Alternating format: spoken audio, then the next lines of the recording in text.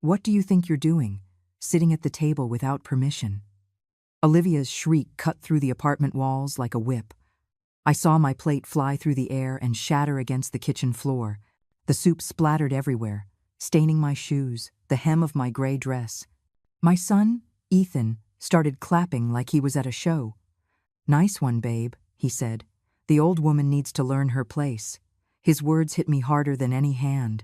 I felt something inside me shatter, like a piece of glass that had endured pressure for years until it finally broke.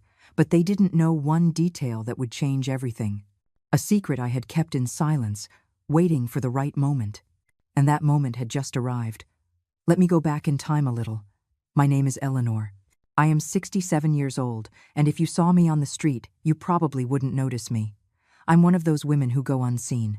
Gray hair pulled back in a simple bun, modest clothes, no flashy jewelry. For 43 years, I was Arthur's wife. 43 years of picking his clothes up off the floor, of making his coffee exactly how he liked it, of waiting up for him when he came home late. I'm not complaining. That's just how things were in my generation.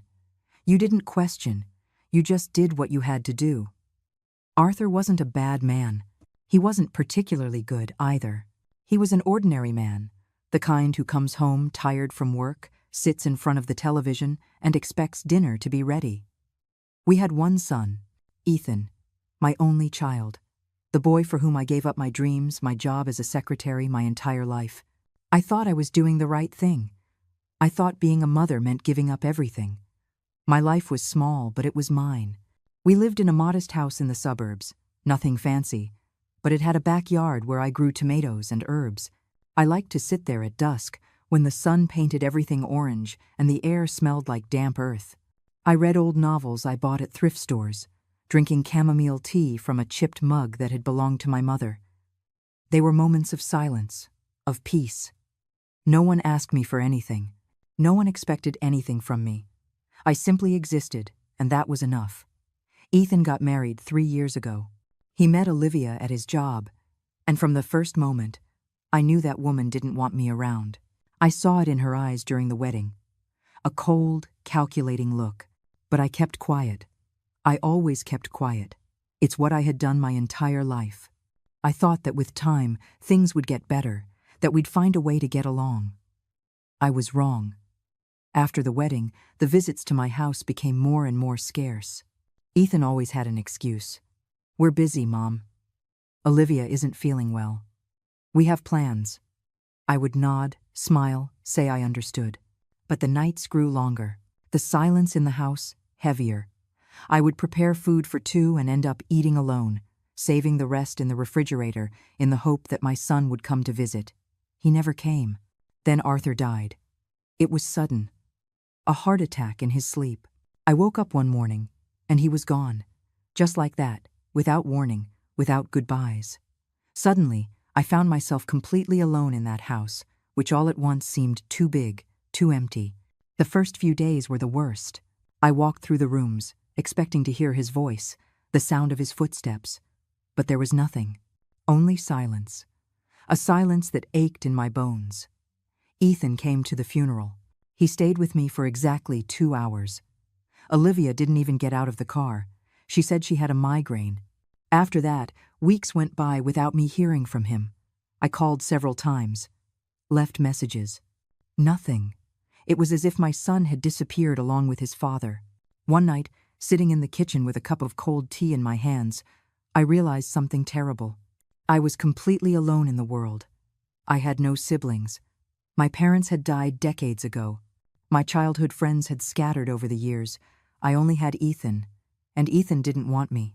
That truth hit me like a fist in the stomach. It hurt so much I had to grab the edge of the table to keep from falling. I cried that night. I cried like I hadn't cried in years. I cried for Arthur, for my loneliness, for the lost years. But most of all, I cried for my son, for the boy I had held in my arms, whom I had cared for when he had a fever, whom I had hugged when he had nightmares. That boy didn't exist anymore. In his place was a man who saw me as a burden, as something to be gotten rid of. It was then that I made the decision that would change everything. I thought that if I had something valuable to offer, Maybe my son would want me again. Maybe he would see me, listen to me. Let me be a part of his life. The house I lived in was mine. Arthur had left it to me in the will. It was worth around $500,000.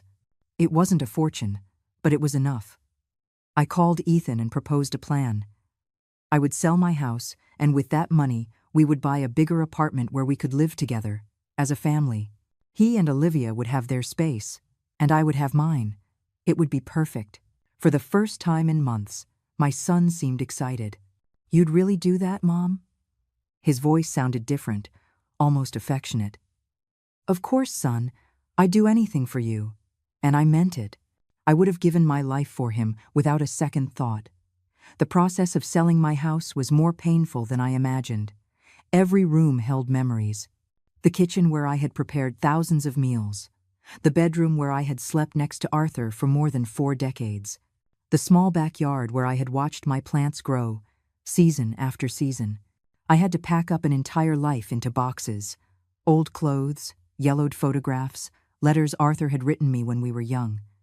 Every object was a piece of my history. But I convinced myself I was doing the right thing. I was building a future with my son. That's what mattered. That was the only thing that mattered. The house sold in 2 months. I received $498,000. I looked at that check and felt dizzy.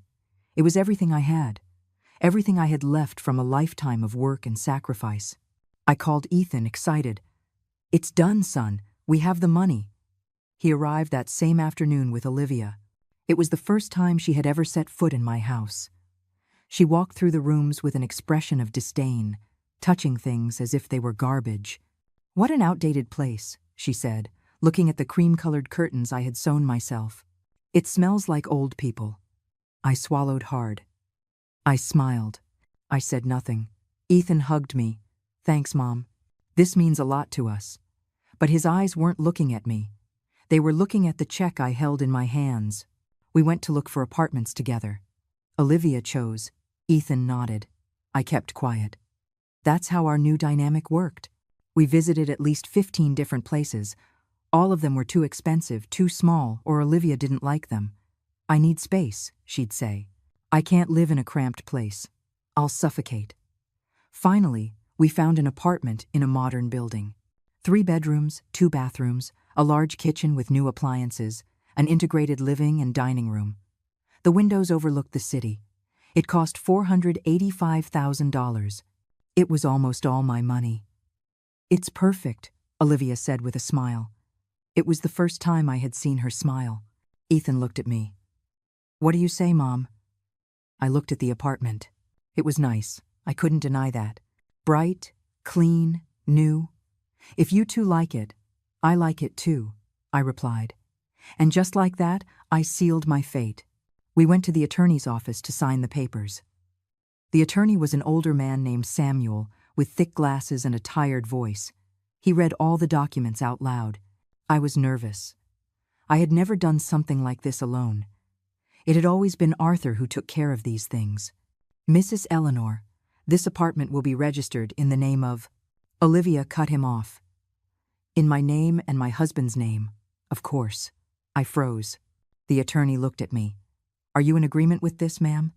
Is it your money that is paying for the property?" Ethan took my hand. "Mom, it's just a technicality. We're family. It doesn't matter whose name is on it, right?"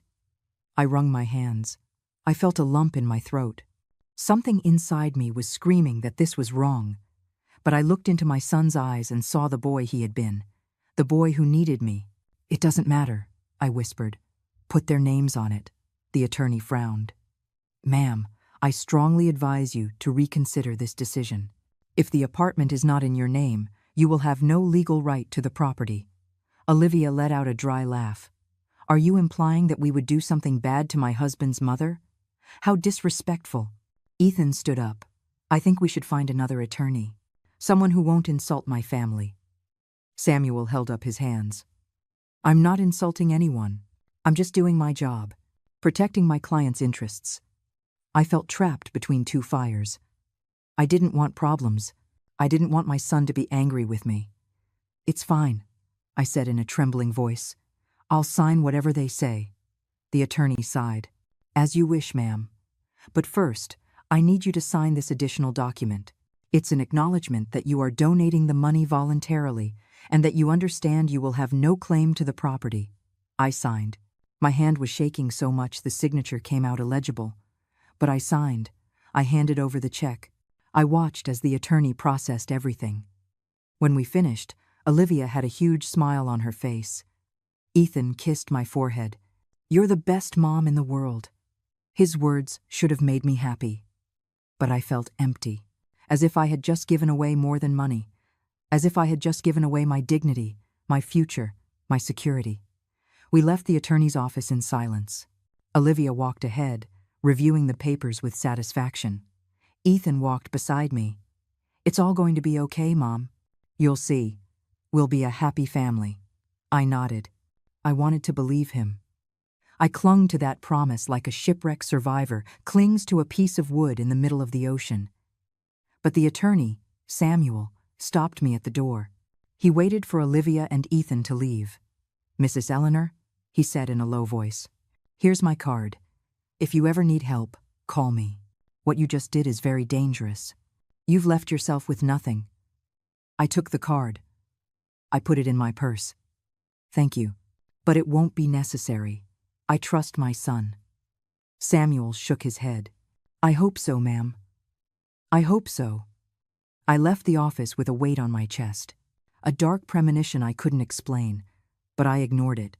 I got in the car with Ethan and Olivia. They were laughing, making plans, talking about the future.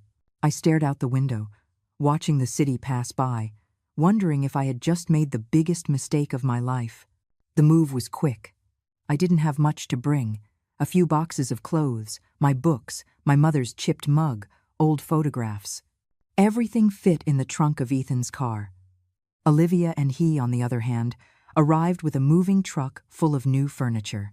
Beige leather sofas, a huge dark wood dining table, a giant television, modern lamps, abstract paintings that I didn't understand but that, according to Olivia, were contemporary art. I watched them unload everything and felt like I was entering someone else's house, not my home. Where do you want me to put your things, Mom? Ethan asked, pointing to my boxes. Wherever there's space, son. He took them to the smallest room, at the end of the hall, a windowless room that faced the building's ventilation shaft. I could hear the constant hum of the pipes. I unpacked my things in silence. I hung my clothes in the small closet. I placed my books on a shelf. I put Arthur's photograph on the nightstand. I looked around. The walls were white, cold, empty. There was nothing personal, nothing that said this was my space. I sat on the bed and took a deep breath. It's temporary, I told myself, just until we all get used to it. But something in my chest tightened, an anxiety I couldn't name. I left the room and walked through the apartment. Olivia was organizing the kitchen, placing plates, glasses, pots, everything new, everything shiny. Need any help? I asked. She didn't even turn to look at me. No, I've got it under control. Her voice was sharp, dry. I stood in the kitchen doorway, not knowing what to do. Ethan was in the living room, connecting the television. Son, do you want me to make something to eat? He shook his head, without looking at me. Olivia already ordered food. It's on its way. They hadn't asked me if I was hungry. They hadn't included me in the decision. But I smiled. Oh, good. That way I can rest a bit. The first few days were strange. I tried to find my place in that apartment, but it was as if I didn't exist. I got up early, as I always had. I made coffee, toast, but Olivia would come into the kitchen and sigh with annoyance. I already told you I make breakfast. I don't like people touching my things. I backed away. Sorry. I just wanted to help. She took the coffee pot and poured my coffee down the sink. This coffee is horrible. I don't know how you make it so bad. I felt my cheeks burn. For 43 years, I had made coffee the same way. No one had ever complained, but I kept quiet. I went back to my room. I sat on the bed and listened to Olivia make breakfast. I heard her laughing with Ethan. I heard them eating together, chatting, planning their day. I wasn't invited to that conversation. I was a ghost in my own home, Well, in their home, because that apartment was never mine. Was it? I tried to establish a routine. I went for walks in the morning. I'd buy bread, milk, some fruit. But when I returned, Olivia would intercept me at the door. Why did you buy this? We already have bread. You're wasting money. I looked at the bag in my hands. It was my money. The little I had left after paying for the apartment. But I said nothing. You're right. Sorry. She took the bags. I'll handle the shopping. You don't know what we need. I nodded. I backed away. I locked myself in my room. That's how the days passed. I tried to be useful, to not be in the way, to make myself small. But it was never enough. I never did anything right. If I washed the dishes, I did it wrong. If I mopped the floor, I left spots. If I folded the laundry, I didn't fold it the way Olivia liked. Better if you just do nothing, she told me one afternoon. You only make things complicated. Meals were the worst. At first, Olivia would serve me a plate and leave it on the kitchen counter. They ate in the dining room. I ate alone, standing, facing the kitchen window. I chewed in silence, listening to their conversations in the other room. They talked about work, about friends, about plans for the weekend. They never asked me how my day was. They never included me. It was like I was invisible. One night, I tried to sit with them. I had made a stew, one that Ethan used to love when he was a kid. I thought maybe that would break the ice. I put the pot in the center of the table. I sat down. Olivia walked into the dining room and stopped short. What are you doing? Her voice was sharp as a knife. I thought we could have dinner together, I answered in a small voice. She laughed. A dry, humorless laugh. Together? Since when do you eat with us? I looked at Ethan for support. He was staring at his plate. He said nothing. Olivia came closer. Your place is in the kitchen. Not here. I got up, trembling. I took my plate. I went back to the kitchen. I heard her sit down. I heard her serve the food. I heard Ethan say, "Thanks, babe," as if she had made the stew, as if I didn't exist. The weeks passed, and things got worse. Olivia started making rules. I couldn't use the main bathroom, only the small one next to my room. I couldn't watch television in the living room because I made noise. I couldn't open the windows because dust got in. I couldn't invite anyone over because it was her house, and she decided who came in. Every rule was another chain. Every prohibition was another piece of my dignity chipped away. I tried to talk to Ethan. One afternoon, I found him alone in the living room. "Son, I need to talk to you." He didn't look up from his phone. "What's up, Mom?" I sat next to him. "I feel uncomfortable here. Olivia, she doesn't treat me well." He sighed. "Mom, Olivia is stressed. She has a lot of work. Don't take it personally." I felt something break inside me. Don't take it personally? Ethan, she treats me like I'm an intruder. He finally looked at me, but his eyes were cold. Maybe if you helped out more around the house, if you weren't in the way so much, things would be different. His words hit me like stones. In the way? Son, I paid for this apartment. He stood up. And we gave you a roof over your head. Isn't that enough? He left the living room, leaving me alone with my words stuck in my throat. That night I cried in my room. I cried in silence, with the pillow over my mouth so they wouldn't hear me. I felt trapped. I had nowhere to go. I didn't have enough money to rent another place. I had spent everything on this apartment that now rejected me. I was out of options. No way out. I thought about the attorney Samuel's card, tucked in my purse. I thought about calling him. But for what? What could he do? The papers were signed. The apartment wasn't mine. I had given away my future, thinking I was buying love. How could I have been so stupid, so naive, so blind? I looked at myself in the small mirror in the room. I saw an old, tired, broken woman. A woman who had spent her whole life being invisible, and who would stay invisible until the day she died. That's what I believed. But I didn't know yet that there was something else inside me. Something that was asleep. Something that would soon awaken. 2 months had passed since we moved into the apartment. 2 months that felt like 2 years. Every day was a new humiliation. A new way to make me feel like I was a burden. Olivia had perfected the art of hurting me without raising her voice. Little comments, looks of contempt, silences loaded with hatred. You left hair in the sink again. Why do you walk so heavily? It sounds like you have rocks in your shoes. Are you going to eat all of that? At your age, you should be more careful. Every sentence was a drop of poison, and I absorbed them all, one after another, until I felt like I was drowning. I stopped leaving my room more than necessary. I would wake up, go to the bathroom, come back. I would wait for them to leave to go to the kitchen. I'd eat quickly, wash my plate, and lock myself away again. My world had shrunk to 4 white walls and an uncomfortable bed. I read the same books over and over because I didn't have money to buy new ones. I'd look out the small window that faced the ventilation shaft and see only darkness. Sometimes I wondered if this is what prisoners felt like, trapped, hopeless, counting the days without knowing why. I was becoming a shadow, a ghost haunting that apartment, unseen, unheard, unimportant to anyone. One morning I dared to use the washing machine. I had dirty clothes piled up for weeks. I waited for Olivia to leave for work. I went down with my basket and put the clothes in the machine. It was halfway through the cycle when I heard the apartment door open. Olivia was back. I heard her heels clicking on the floor. She was getting closer. My heart was pounding. She appeared in the laundry room doorway, arms crossed. "What are you doing?" Her voice was dangerously calm. "I'm washing my clothes." She walked over to the washer, opened it. She pulled out my wet clothes and threw them on the floor. I already had laundry scheduled for today. "Now you'll have to wait." I looked at my clothes on the ground, soaking, full of soap. "But it's already halfway through the cycle." She cut me off. "I don't care.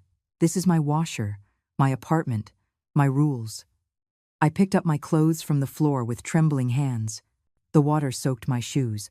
I went back to my room carrying my basket, leaving a trail of drips all the way. In my room, I hung the clothes up as best I could. They dried stiff, with spots of dried soap. But I didn't dare go down again.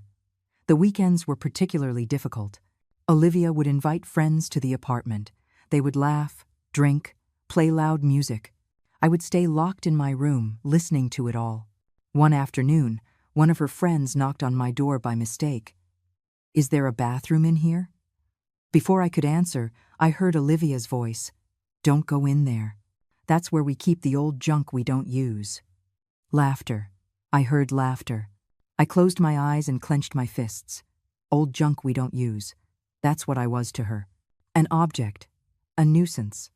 Something you store in a dark room, waiting for the moment to throw it in the trash. Ethan spoke to me less and less. When we passed in the hallway, he would look away. If I tried to start a conversation, he'd answer with monosyllables. "How was your day, son?" "Fine. Want me to make you something?" "No.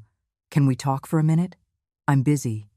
It was as if he was ashamed of my existence, as if my very presence reminded him of something he preferred to forget. Maybe his conscience, maybe the fact that he had betrayed his own mother.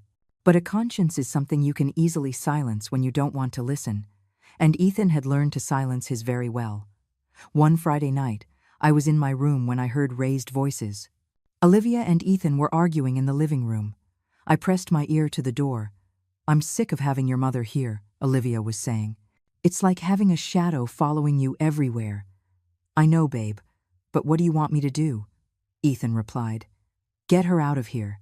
Send her to a nursing home, to some relative's house, I don't care. But I don't want her here." My blood ran cold. "She doesn't have anyone else, Olivia.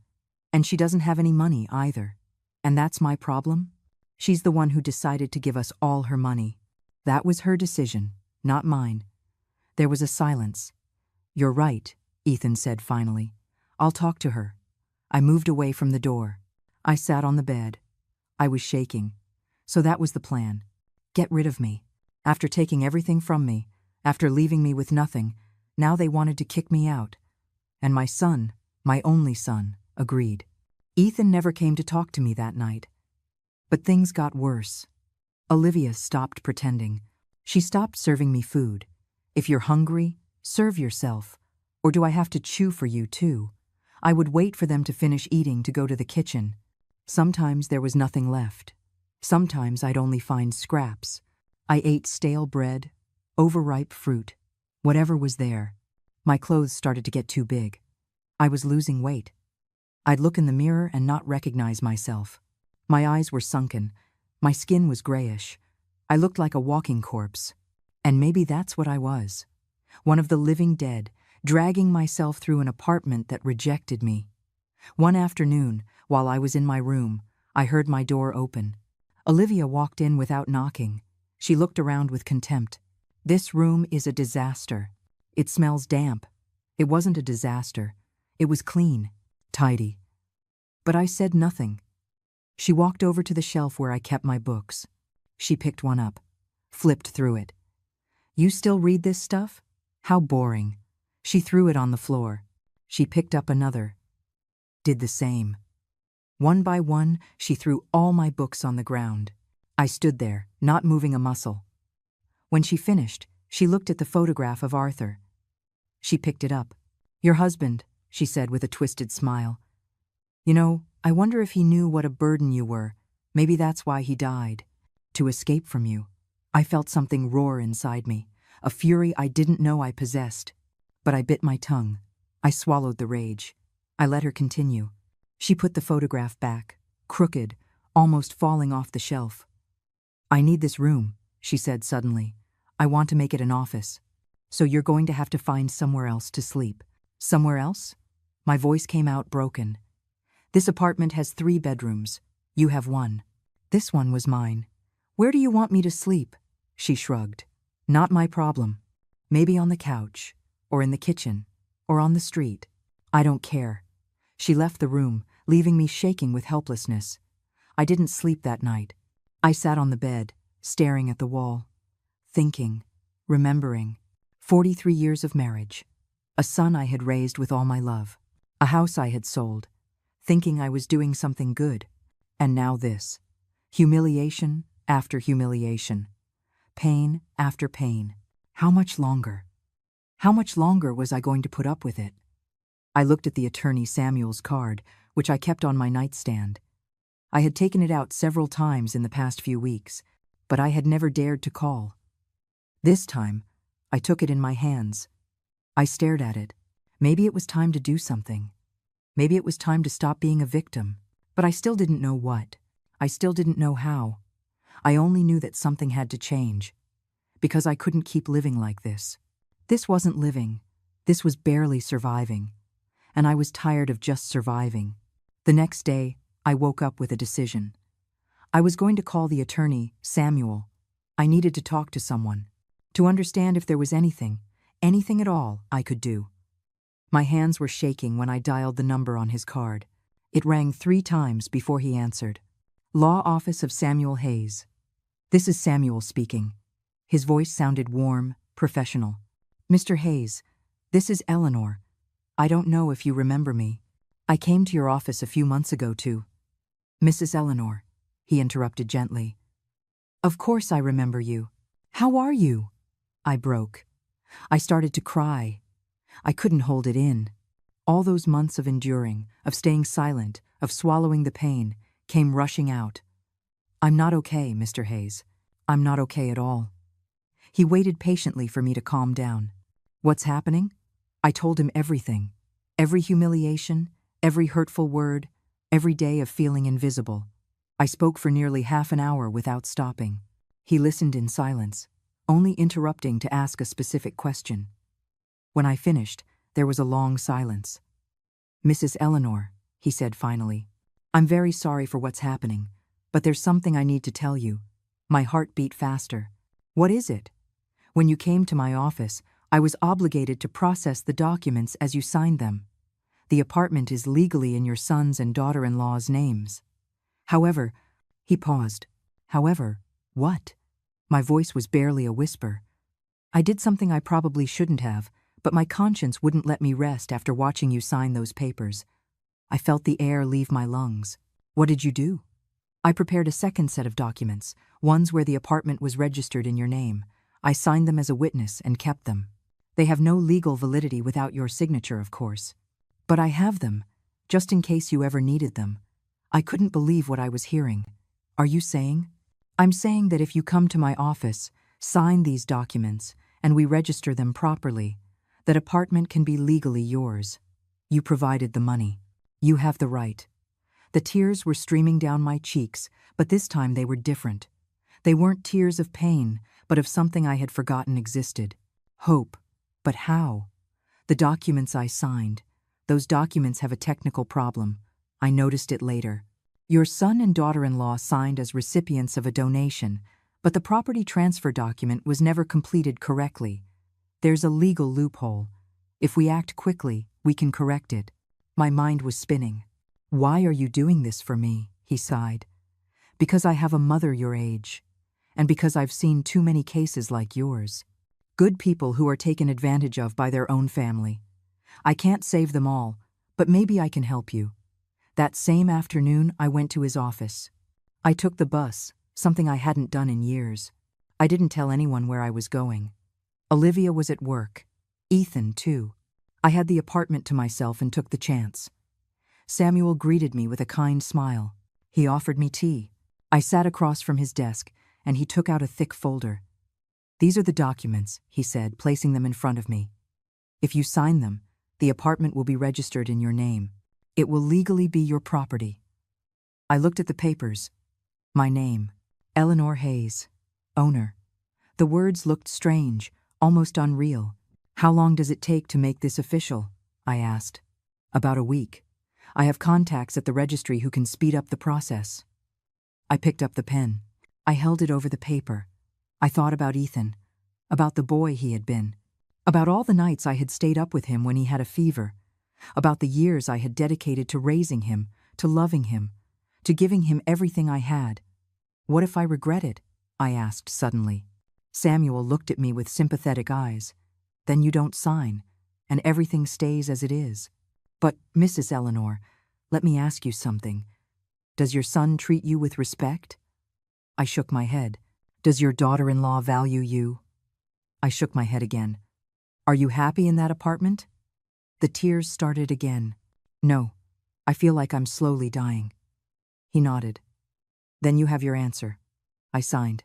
Every page, every initial, every line that required my name. When I finished, Samuel took the documents carefully. Now let me do my job. 1 week. I'll call you. In the meantime, don't say anything. Not a word to anyone. Understood? I nodded. How much do I owe you for this? He shook his head. Nothing. This isn't about money. This is about justice. I returned to the apartment feeling different. Light, as if a huge weight had been lifted from my shoulders. I slipped inside quietly. The house was silent. I went to my room and sat on the bed. For the first time in months, I smiled. A small, almost imperceptible smile, but a real one. I had a secret, a powerful secret. And for now, that secret was mine alone. The next few days were strange. I continued my usual routine. I shut myself in my room, ate the scraps, endured Olivia's hurtful comments, but something had changed inside me. Every time she insulted me, I thought, just wait, just you wait. Every time Ethan ignored me, I told myself, it's almost time. It was like being in a movie where I was the only one who knew the ending, and the ending was going to be glorious. Olivia noticed something different about me, though she couldn't pinpoint what. Why are you smiling? She asked me one morning when she found me in the kitchen. Am I smiling? I replied, playing dumb. Yes, you look weird. Are you okay in the head? I shrugged. I'm just in a good mood. She narrowed her eyes suspiciously. Well, I don't know why. You have nothing to be happy about. She left the kitchen, leaving me alone. I kept smiling. Why? Because she didn't know. Because nobody knew. And that was my power. My silence was no longer submission. It was strategy. A week later, my phone rang. It was Samuel. Mrs. Eleanor, I have good news. The documents are registered. The apartment is officially yours. You can come by the office to pick up the deeds whenever you like. I closed my eyes. I had done it. After so much suffering, after enduring so much, I finally had something that was mine, something no one could take away from me. But I didn't go to pick up the documents right away. I waited. I watched. I studied my enemies like a general studies the battlefield before attacking. Olivia was becoming more and more cruel. It was as if she sensed she was losing control over me, and it infuriated her. "Why don't you cry anymore?" she asked me one afternoon. "You used to cry all the time." What changed? I looked her directly in the eye. Maybe I just got tired of crying. She laughed with contempt. "Well, you should start again. Because Ethan and I have decided something. You're getting out of here in 2 weeks. We already found a nursing home that can take you. It costs $3,000 a month. You'll have to figure out how to pay for it with your Social Security." My Social Security check was $3,500. If I paid for the home, I'd be left with $500 for food, medicine, everything else. It would be a return to absolute poverty. But I didn't flinch. "I understand," I said simply. She seemed disappointed by my lack of reaction. "That's all you're going to say? What do you want me to say?" "I don't know. I thought you'd beg, cry, make a scene." I shook my head.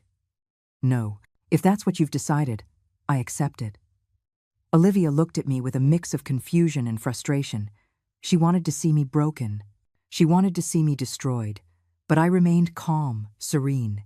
That night, alone in my room, I took out Samuel's card. It was time. Tomorrow would be the day. Tomorrow, this nightmare would end. But it wouldn't end with pleas or tears. It would end with the truth, with legal documents, with the justice I had been waiting months for. I lay down in my bed and slept deeply for the first time in a long time. I dreamed of my backyard, of the smell of damp earth, of the evening sun painting everything orange. I dreamed of freedom, and when I woke up, I knew that dream was about to come true. My whole life I had been invisible. My whole life I had been the one to stay quiet, to endure, to accept. But even the quietest woman has a limit, and I had just reached mine. Olivia and Ethan had played with me as if I were a doll with no will of its own. They had taken my money, my dignity, my peace. But they made one mistake, one fatal error. They underestimated the old woman. They thought I was weak. They thought I was stupid. They thought they could crush me without consequences. They were about to find out just how wrong they were. And I was ready. More than ready. I was anxious. Because after months of being the victim, it was finally my turn. My turn to speak. My turn to act. My turn to show them who really held the power. And I wasn't going to waste this opportunity. Not after everything I had suffered. Tomorrow would be Judgment Day, and I would be the judge. The day came faster than I expected. Olivia had organized a dinner party at the apartment. She had invited some of her friends from work. She wanted to show off her perfect home, her perfect life. I, of course, was not invited to sit with them. I was supposed to stay in my room, invisible, as always. But tonight was going to be different. Tonight, everything would change. I prepared my clothes carefully. I put on a dark green dress that was from my better days. I brushed my hair and pinned it up with dignity. I looked in the mirror, and for the first time in months, I saw more than just a broken woman. I saw strength. I saw determination. I saw someone who was ready to fight. I left my room when I heard the voices in the dining room. Olivia was laughing loudly. Her friends joined in. Ethan was serving wine. The smell of expensive food filled the apartment. Food they had surely ordered from some fancy restaurant. Food I never got to taste. I stood in the doorway of the dining room. No one saw me at first. They kept talking, laughing, enjoying themselves. Then I took a step forward, and another, until I was standing at the table. Olivia was the first to notice me. Her laughter froze. "What are you doing here?" Her voice was low, threatening. "I live here," I replied calmly. "Go to your room. We have guests." I shook my head. No, not this time.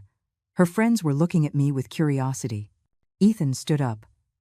"Mom, please don't make a scene." "A scene?" I repeated. "Like the ones you've made me live through all these months?"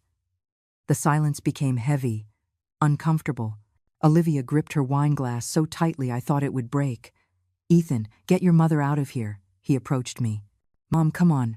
We'll talk later." I looked him in the eyes. Those eyes that had once looked at me with love.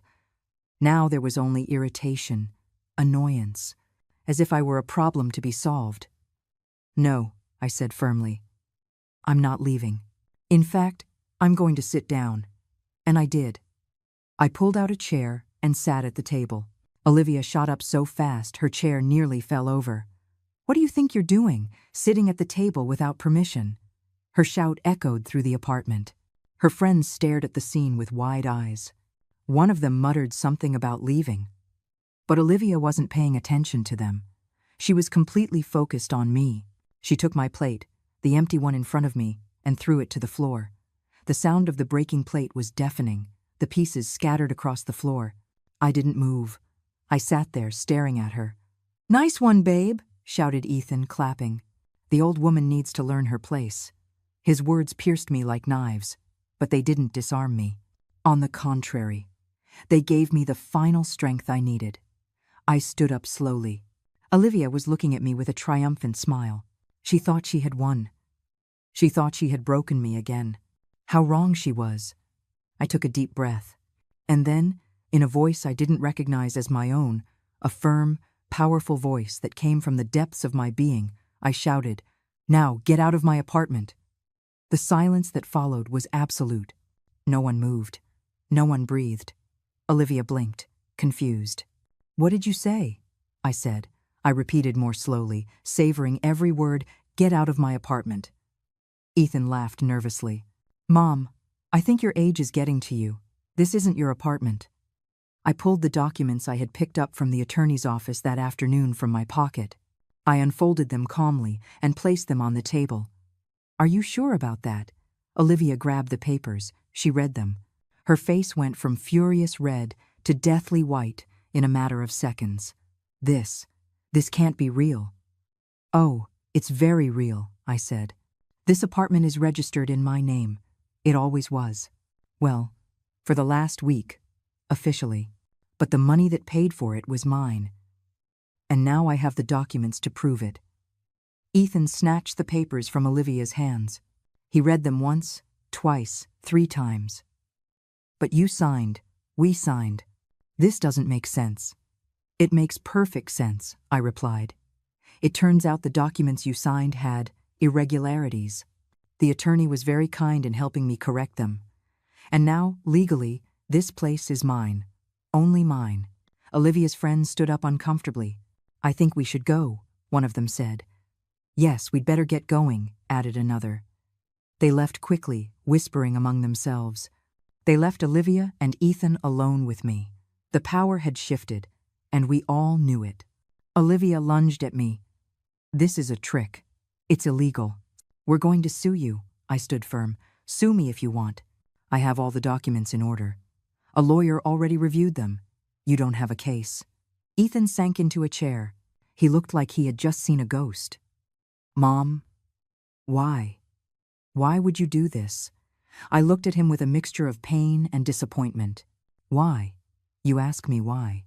My voice was trembling now, not from fear but from emotion held back for too long. "Because you treated me like garbage.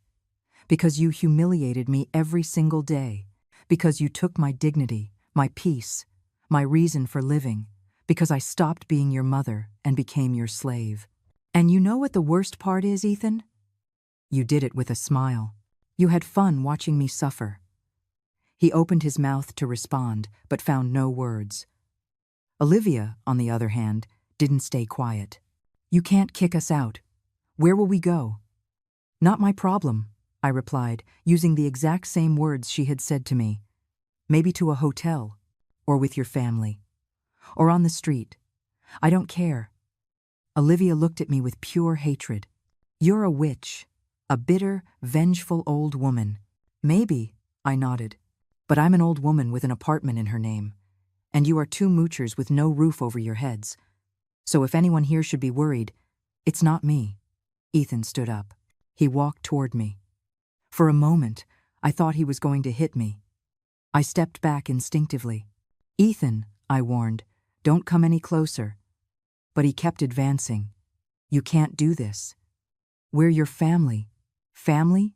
My voice broke. "Did you call me family while you made me eat scraps? Did you consider me family when you forced me to sleep in a windowless room? Was I your family when you clapped while your wife humiliated me?" He didn't answer. Because he had no answer. Because he knew I was right. Olivia started pacing like a caged animal. "There has to be something we can do. Some way to reverse this." "There isn't," I said firmly. "I've already spoken with my lawyer. The documents are legal and irreversible. This apartment is mine, period." Suddenly she stopped. A strange smile appeared on her face. A smile that gave me a bad feeling. "You're old," she said slowly. "Weak, sick. How long do you think you're going to last? When you die, this apartment will go to Ethan. He's your only heir." Her words chilled my blood. Not because I was afraid of dying, but because I realized just how far she was willing to go. I realized that if I stayed alone in that apartment with them, my life was in danger. "That's precisely why," I responded. "I've already spoken with my lawyer about changing my will. If anything happens to me, this apartment will go to a charitable foundation. Ethan won't receive a single cent." Ethan's face fell. "You'd do that? You'd disinherit me?" "I already did." I lied. Though in reality, it was my next step. "I signed the papers this morning." He fell to his knees. Literally fell to his knees in front of me. "Mom, please, forgive me. I didn't know what I was doing. Olivia was pressuring me, manipulating me. I love you, Mom. I've always loved you." I looked at my son kneeling on the floor, and I felt nothing. Not pity, not love, not even hate. Just a vast emptiness where motherly affection had once existed. "It's too late, Ethan. Far too late." Olivia yanked him by the arm. "Get up. Don't humiliate yourself in front of this woman." But he didn't move. He was crying. Real tears were streaming down his cheeks. "Please, Mom, give him a chance. I'll be better. I promise." "You had months of chances," I told him. "Every day you watched me suffer was a chance to be better. And you didn't take it. Not once." I turned to leave. Then I heard a scream. Olivia had lunged at me. I felt her hands on my shoulders, shoving me. I lost my balance. I fell to the floor hard. Pain exploded in my hip. Ethan screamed. Olivia screamed. I tried to get up, but I couldn't. The pain was too intense. "What did you do?" Ethan yelled at Olivia. "You pushed her. She's hurt." Olivia backed away, hands over her mouth, realizing what she'd done. "I didn't." She provoked me. "I didn't mean to." Ethan tried to help me up, but I pushed him away. "Don't touch me." I managed to get to my feet, leaning on the wall. Every movement was agony. "It's over," I said through gritted teeth. "I'm calling the police. Now." I pulled out my phone with trembling hands. The pain in my hip was unbearable, but adrenaline kept me standing. I dialed 911. Olivia lunged at me, trying to snatch the phone. "Don't you dare!" she screamed. But Ethan stopped her. "That's enough, Olivia. Look what you did," the operator answered. 911, what's your emergency?" My voice came out choked, pained. "I've been attacked in my home. I need help, and an ambulance." I think I broke something. I gave the address. The operator told me help was on the way, that I shouldn't hang up, that I should stay on the line. I slid down the wall until I was sitting on the floor. I couldn't stand any longer. The pain was spreading through my whole leg. Olivia was pacing like a caged tiger. "This is your fault. It's all your fault, you old demon. If you hadn't pulled that dirty trick with the papers, none of this would have happened." My fault? I looked up at her from the floor. My fault for taking back what was mine? My fault for stopping a slavery? She crouched in front of me, her face inches from mine. "It's your fault for being a fool who didn't know when to keep her mouth shut. You could have lived here quietly. But no, you had to pull your little stunt. And now look at you." She pointed to my leg. "This is just the beginning of what you deserve." A chill ran down my spine. This woman was dangerous. Truly dangerous. Ethan was sitting on the sofa with his head in his hands. "They're going to arrest you, Olivia. You pushed her. There's evidence." She laughed. A hysterical, humorless laugh. "Evidence? What evidence?" "She fell on her own. She was weak, old, she tripped. Right, Ethan?" She looked at him with threatening eyes. "Tell them she fell on her own." He lifted his head. For the first time in months, I saw something in his eyes that wasn't cowardice. It was fear. But it was something else, too. Maybe a conscience, maybe regret. "I'm not going to lie," he said in a trembling voice. "I've lied enough. I've hurt my mother enough. I can't keep doing this." Olivia stared at him in disbelief. "What are you saying?" "I'm saying," he stood up facing her, "that you pushed her. I saw it. And if the police ask, I'm going to tell the truth." She backed away as if she'd been slapped. "You're going to betray me? After everything we've built together?" Ethan shook his head. "We didn't build anything, Olivia. We destroyed. We destroyed my mother. We destroyed any decency I had left. And I can't do it anymore." The sirens grew closer. Olivia panicked. She ran for the door. "I'm not staying here for this." But Ethan blocked her. "You're not going anywhere. You're going to face what you did." She tried to push him, but he was stronger. He grabbed her arms. "Let me go. You're hurting me." "Like you hurt my mother for months," he replied. His words sounded tired, defeated, as if he were finally waking up from a nightmare. The sirens stopped in front of the building. I heard hurried footsteps on the stairs, knocks on the door. "Police." "Open up." Ethan let go of Olivia and went to open it. 2 officers, a man and a woman, entered, followed by 2 paramedics. The female officer saw me on the floor and knelt beside me. "Are you the one who called?" I nodded. "She pushed me." I pointed at Olivia. "She attacked me in my own home." The male officer approached Olivia. "Is this true, ma'am?" She shook her head frantically. No, no, no. She fell. She's old. She tripped. I didn't do anything." The officer looked at Ethan. "What did you see, sir?" Ethan closed his eyes. He took a deep breath. And when he opened them, I finally saw my son. The man he should have been all along. My wife pushed her. I saw it. My mother didn't trip. Olivia attacked her because she's furious that this apartment legally belongs to my mother. The officer nodded. "Understood." "No, this is ridiculous. Ethan, tell them the truth. Tell them you're lying. Tell them I didn't do anything." But Ethan just shook his head. The paramedics were checking me carefully. "Ma'am, we need to take you to the hospital. It looks like you have a hip fracture." The pain confirmed their words. Every breath was agony. They put me on a stretcher. As they carried me out of the apartment, I saw the officer handcuffing Olivia. She was screaming, fighting, swearing. "This is your fault, you old witch.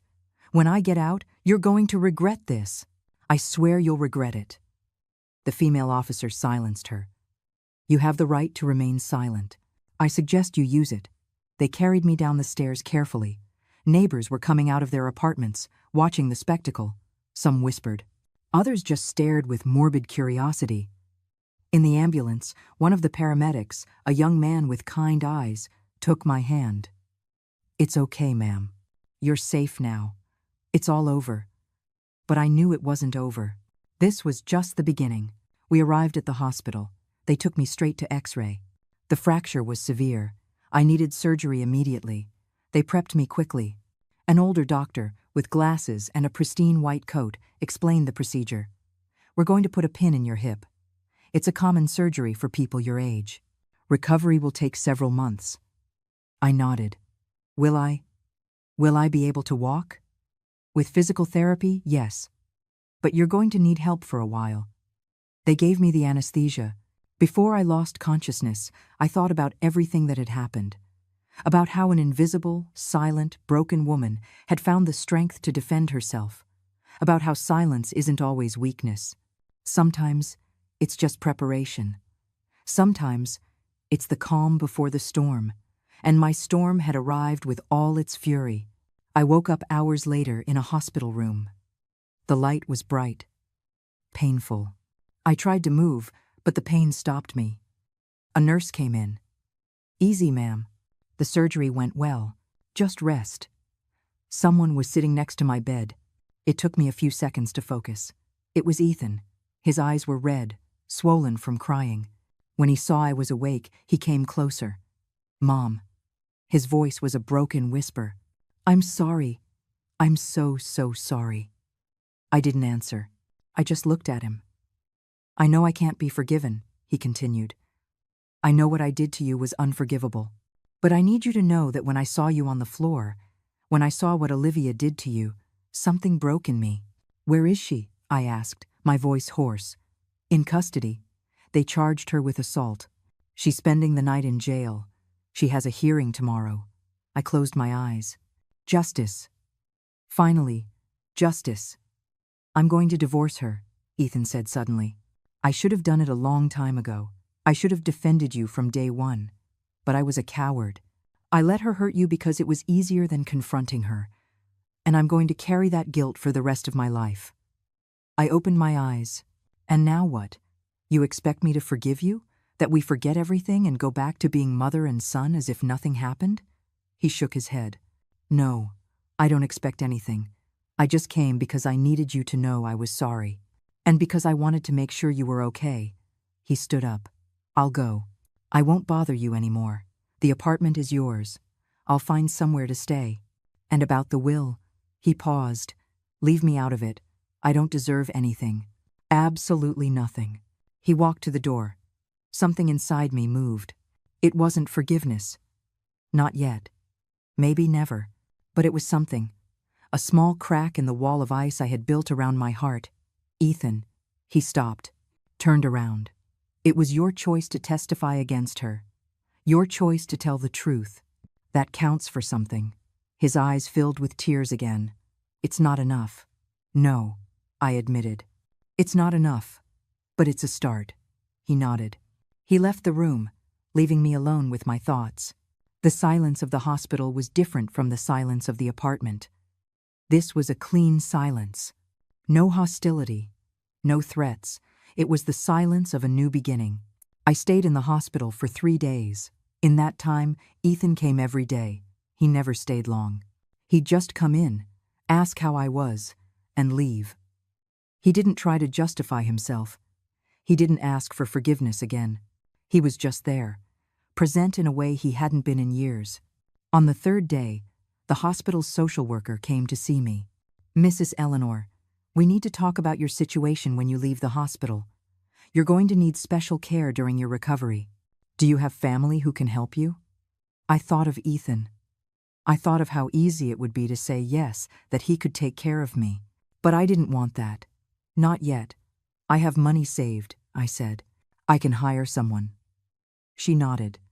"We can help you coordinate home nursing services and physical therapy." That night, alone in my hospital bed, I thought about everything that was to come. The recovery would be long and painful. But I would be in my apartment, in my space, with no one to humiliate me, with no one to make me feel invisible. For the first time in months, I felt something close to peace. It wasn't complete happiness. The physical and emotional pain was still there.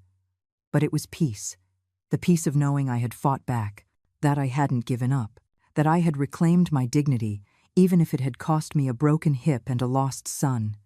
And as I looked out the hospital window at the city lights, I knew it was worth it. Every second of pain, every tear shed, every sleepless night, it was all worth it for this moment, for this freedom, for this silence that was finally mine. The day I left the hospital, Ethan was waiting for me at the entrance. He had hired a special transport service for people with reduced mobility. They helped me into the van carefully. Every movement was still painful, but it was no longer the agony of the first few days. Ethan sat next to me in silence. We didn't talk for the entire ride. We just looked out the windows, each lost in our own thoughts. When we arrived at the building, I saw he had prepared everything for my arrival. He had installed grab bars in the bathroom. He had moved some furniture to create more space. He had bought a special shower chair. I hired a nurse, he told me, as he helped me inside. She comes 3 times a week, and a physical therapist, too. It's all paid for the next 3 months. I looked at him, surprised. With what money? He looked down. I sold my car. And some other things. It's the least I can do. I didn't know what to say. Part of me wanted to refuse his help, to maintain my pride, my distance. But the practical part knew I needed it. At least for now. Thank you, I finally murmured. He nodded. He helped me to my room. But when I opened the door, I stopped short. It wasn't the same room. The walls had been painted a soft peach color. They had installed a new window that looked outside, not at the ventilation shaft. The bed was new, more comfortable. There were light curtains, a nice lamp, a soft rug. What is this? Ethan cleared his throat. While you were in the hospital, I hired people to remodel, I thought. I thought you deserved a better space. The tears came without warning. Not from pain, but from something more complicated. A mixture of gratitude and sadness. Of appreciation and resentment. You didn't have to do this. Yes, I did, he replied. I'd have to do 1,000 more things, and it still wouldn't be enough to make up for all the damage. I sat on the new bed. It was soft, cozy. Nothing like the old, sagging mattress I'd had before. And Olivia? I asked. Ethan tensed. She's still in custody. The hearing was yesterday. The judge issued a restraining order. She can't come near you or this building, and there are formal assault charges. Her lawyer is trying to negotiate, but with my testimony, he paused. It's going to be hard for her to get off easy. I nodded slowly. Part of me felt satisfaction, justice. But another part, a part I hated to admit, felt something like pity. Not for Olivia, but for how things had gotten to this point. For how hate had grown until it consumed everything. And you? I asked. Where are you staying? In a hotel, for now. I'm looking for an apartment. Something small, cheap. I can't afford luxuries anymore. He laughed bitterly. Turns out, when your wife is in jail and you just testified against her, life gets pretty complicated. We sat in silence, a heavy silence, loaded with years of mistakes and unsaid words. Ethan, I said finally, what you did, what you both did to me, I can't just forget it. It doesn't work like that. He nodded. I know. But, I continued, the fact that you told the truth, that you finally took my side, even if it was late, that means something. I don't know what yet. But it means something. He sat on the edge of the bed. I don't expect you to forgive me, Mom. I just hope that one day you can let me try to be your son again. Not now, not soon, but someday. I didn't promise anything, because I didn't know if I could keep it. The damage was deep. The wounds were still bleeding. But I didn't say no, either. I just left the possibility floating in the air between us, like a small open window in a dark room. Ethan left shortly after. He left me alone in my new room. I lay back on the bed and looked at the ceiling. For the first time in months, I felt at peace in that apartment. I was no longer an invader. I was no longer a burden. I was the owner, the sole owner, and no one could take that away from me. The following days were about adjustment. The nurse, a woman named Amalia, came in the mornings. She was efficient but kind. She helped me with the basic things I couldn't do alone yet. She'd help me shower, change my bandages, prepare nutritious food. She didn't talk too much, which I appreciated. She just did her job with professionalism and an occasional smile. The physical therapist was a young man named Elian. He had an infectious energy that annoyed me at first, but that I slowly grew to appreciate. Mrs. Eleanor, today we're going to walk 5 more steps than yesterday, he'd say with exaggerated enthusiasm. I can't, I'd complain. It hurts too much.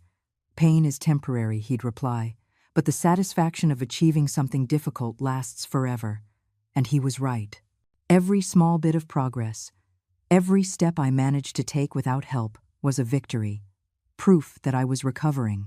Not just physically, but emotionally too. Ethan kept coming, never without warning. He always called first. Can I stop by to see how you are? Sometimes I'd say yes, sometimes no, and he respected both answers. He never pushed, never demanded.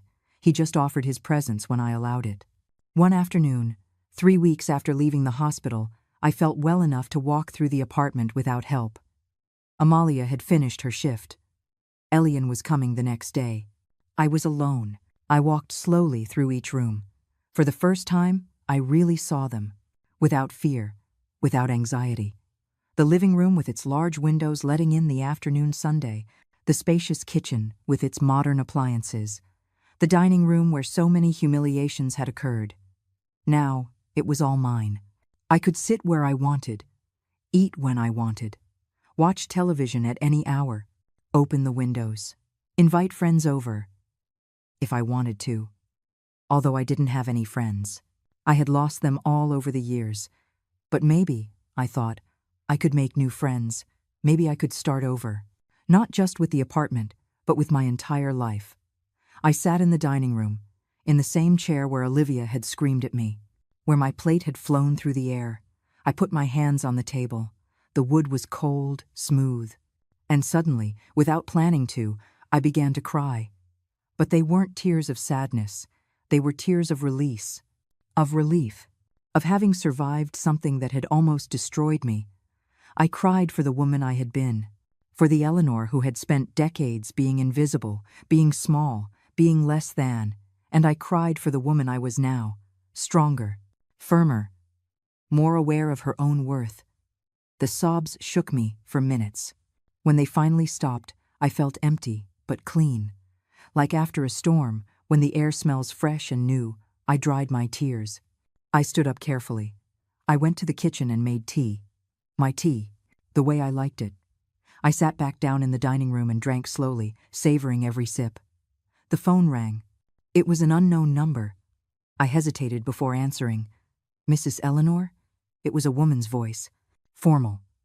This is the prosecutor for the case against Olivia Sandoval. I need to inform you that she has accepted a plea agreement. She will plead guilty to assault. She will receive 2 years of probation, 300 hours of community service, and she must pay your medical expenses. The restraining order will remain in effect for 5 years. I nodded, even though she couldn't see me. I understand. I also want you to know, the prosecutor continued, that your testimony and your son's were crucial. Many victims do not have that courage. You did the right thing. I hung up the phone and stared at it. Probation. Community service. It wasn't jail, but it was consequences. It was an acknowledgement that what she had done was wrong. And maybe that was enough. Maybe I didn't need total revenge. I just needed the truth to be recognized. That what they had done to me was not okay. That I didn't deserve that treatment. That I mattered. That night, I called Ethan. The prosecutor called me. I told him. It's done. She called me too, he replied. How do you feel? There was a long pause. Relieved, sad, ashamed, all at once. Did you start the divorce proceedings? Yes, she signed without a fight. I think she just wants to be done with all this and move on. We were silent. Ethan, I said finally, I want you to know something. I don't know if I can ever fully forgive you. I don't know if we'll ever be what we were. But I'm willing to try. To build something new. Not like before. Something different. With boundaries. With respect. I heard his shaky breath. Really? Really. But it's going to take time. And you're going to have to earn it every single day. I will, he promised. Every day. For the rest of my life, if I have to. We hung up. And for the first time since this all began, I smiled. A genuine smile. Because there was something like hope growing in my chest. Not the naive hope from before. Not the hope that had led me to give everything away without protecting myself. But a wiser, more cautious hope. But a real one. 6 months passed since that night when everything changed. 6 months of physical therapy, of learning to walk again, of reclaiming not just my mobility but also my life. The hip healed slowly. But it healed. I no longer needed Amalia every day. She only came once a week for routine checkups. Elian still came, though now more as a friend than a therapist. He had taught me not only how to walk, but how to stay strong, how to not give up when the pain surfaced.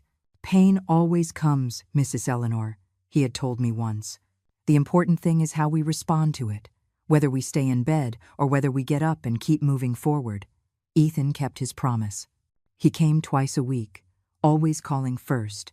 He never stayed for more than an hour. At first, The conversations were awkward, forced. We'd talk about the weather, about shallow news, about anything other than the past. But over time, the words began to flow more naturally.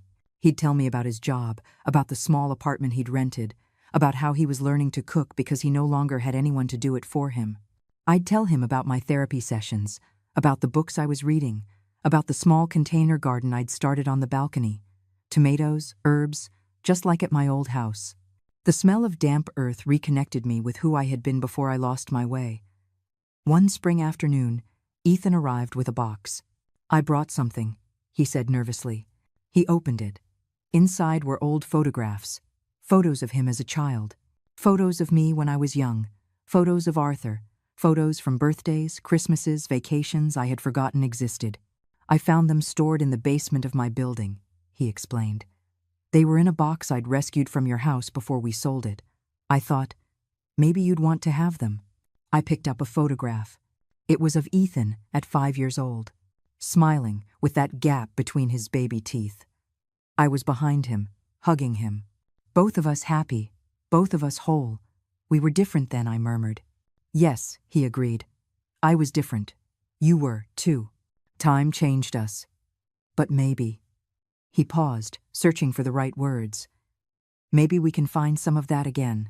Not the same, but something." We spent that afternoon looking at photographs, laughing at some memories, crying at others. It was cathartic. It was necessary. It was the beginning of something I didn't know what to call, but that felt warm in my chest. It wasn't complete forgiveness. There were still moments when I remembered the humiliations and felt anger. There were still nights when I woke up from nightmares where Olivia was screaming and Ethan was clapping. But those moments were less and less frequent. And when they came, they no longer consumed me as they had before. I had learned to live with the pain without letting it define me. A week later, I dared to leave the apartment alone for the first time. I walked slowly through the neighborhood. I greeted some neighbors I had never properly met. An older woman named Iris invited me for coffee at her apartment. We talked for hours. She told me about her life, about her children who lived far away, about her husband who had died 10 years ago. "Loneliness is strange," she told me as she poured more coffee. "Sometimes it's the worst thing in the world. Other times, it's a gift. It all depends on whether you're alone because you want to be or because you have no other choice." Her words resonated with me. I had been alone for years, even when surrounded by people. Because loneliness isn't a lack of company, it's a lack of connection. Now, living physically alone in my apartment, I felt less alone than ever. Because I was finally connected to myself. I had finally found myself. Iris and I became friends. We started seeing each other regularly. She introduced me to other neighbors. We formed a small group. We played cards on Thursdays, shared food on Sundays. They were women like me, women who had lived, who had suffered, who had survived. And in their stories, I found pieces of my own. In their strength, I found inspiration to keep building my own. One day, Ethan arrived with news. "I was offered a job in another city," he said. "It pays better. It's a good opportunity." My heart tightened. We had just started to rebuild something, and now he was leaving. He must have seen my expression, because he quickly added, "I'm not going to take it. Not yet. Not when we're just—" "Don't," I interrupted. "You have to take it." He looked at me, confused, but I thought. "You thought right," I said. "We are rebuilding our relationship, and we will continue to do so. But you can't stay here for me. You can't pass up opportunities because of guilt. That's not love, son. That's sacrifice based on remorse. And I don't want that." He looked at me with damp eyes. "Then, what do you want?" "I want you to live your life," I replied firmly. "I want you to be happy. I want you to grow. And I want that when we talk, it's because we both want to, not because you feel you owe me something." "I owe you everything, Mom." "No." I shook my head. "You don't owe me anything anymore. What you did by telling the truth, by testifying, by helping me these months. You paid your debt. Now we are two adults trying to have a healthy relationship. And healthy relationships need space. They need individual growth. So take that job. Live your life. And call me when you can." I'll come visit when I'm stronger. Or you'll come here. But don't stay out of obligation, he cried. And so did I. But they were clean tears, tears of release. 2 weeks later, Ethan moved. He helped me find someone who could assist me if I needed anything in an emergency. He left me all his contact numbers. He hugged me at the door of my apartment. "I love you, Mom," he said. "I've always loved you. Even when I didn't show it, even when I acted like a monster." "I know," I replied, and it was true. I knew. Love isn't always enough. Sometimes love exists even in the midst of the damage. But now it was a more mature, more conscious, more real love. After he left, I sat in my living room. My living room. I looked around the apartment that had almost cost me my life to reclaim. And I felt gratitude. Not for the apartment itself, but for what it represented. My ability to fight. My refusal to disappear. My decision to matter. I thought about the Eleanor from a year ago. The woman who had sold her house without a second thought. The woman who had signed papers, giving up everything. The woman who had accepted being invisible because she thought it was her destiny. That woman had died on the floor of this dining room when her plate shattered on the floor, and in her place, this new Eleanor had been born. Stronger, wiser, more whole. She wasn't perfect. She was still afraid sometimes. She still cried some nights. She still had days when the weight of all she had lived through threatened to crush her. But she no longer gave up. She no longer stayed quiet. She no longer made herself small to fit into the spaces others assigned her. One afternoon, 3 months after Ethan moved, I received a letter. It was from Olivia. I held it in my hands for several minutes before opening it. Part of me wanted to throw it away unread. But another part, the part that had learned to face difficult things, opened it. The letter was short. "Eleanor, I don't expect you to forgive me. I don't even expect you to read this. But I needed to write it. What I did to you was unforgivable. I was cruel, abusive, monstrous. I have no excuses, only explanations that don't mean anything. The therapy I was forced to take as part of my sentence has made me see things about myself I preferred to ignore. I am a broken person who broke another person, and that will haunt me for the rest of my life. I'm not asking for your forgiveness because I don't deserve it. I just want you to know that I am sorry for every hurtful word, every humiliation, every moment of pain I caused you, and I hope you have found peace. Because if anyone in this world deserves peace, it's you. Olivia." I folded the letter slowly. I put it in a drawer. I don't know if I'll ever forgive her. I don't know if it matters. Because forgiveness isn't something she needs from me. It's something I need to give myself. Forgive myself for having been so naive, for having trusted so blindly, for having wasted so much time being invisible. And that forgiveness was coming, little by little, day by day. I got up and walked to the balcony. My tomato plants were flowering, small yellow blossoms that would soon become fruit. I took a deep breath. The air smelled of damp earth and new possibilities. And I thought about everything I had learned. That silence isn't always weakness. That staying quiet can be a strategy. That waiting for the right moment isn't cowardice, but wisdom.